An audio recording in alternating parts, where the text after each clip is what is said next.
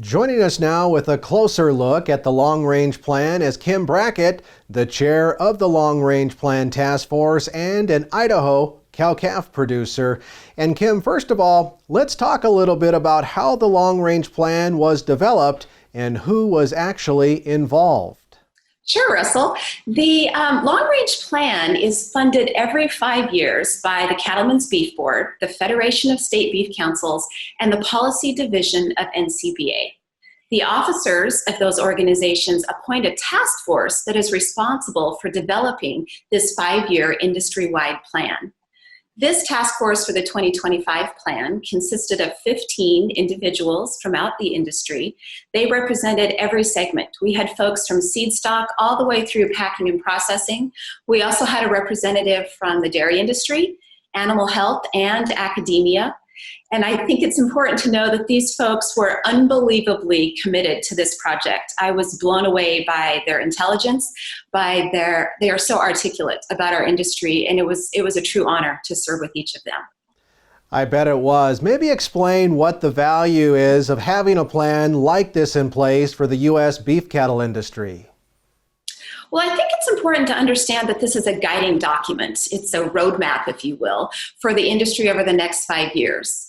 I think one of the most important parts to understand is that during the development of this plan, our task force spent countless hours reading stacks of information and researching numerous issues. Then we discussed those issues at length with experts from both inside and outside of industry. We talked to experts on the production side as well as experts on the consumer side. And then they shared with us, based on their expertise, what challenges and opportunities they believe industry will face over the next 5 years, and the best way to position the U.S. beef industry to capitalize on the opportunities and to tackle the challenges. So with that said, in your view, what are some of the most critical priorities in this new plan?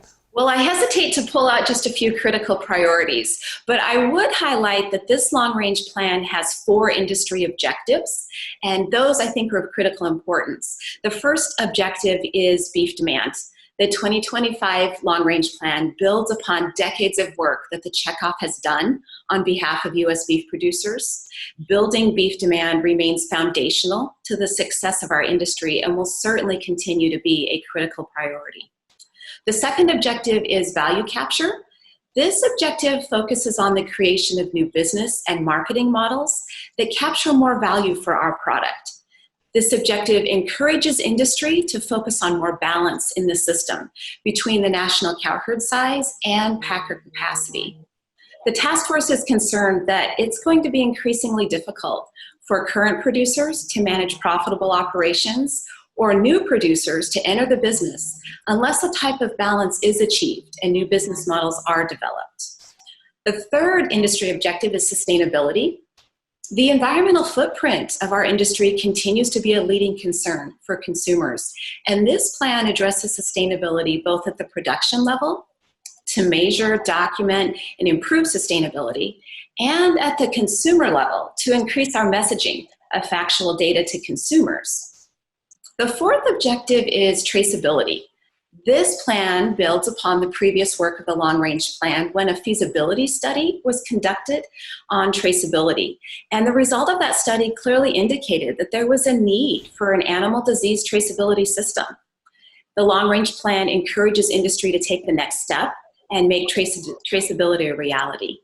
Kim, as we begin to wrap up, what else would you want your fellow beef cattle producers to know about this new long-range plan and the effort to continually build on beef demand itself? Well, I think one of the things that would be important to note is that this is an industry-wide plan.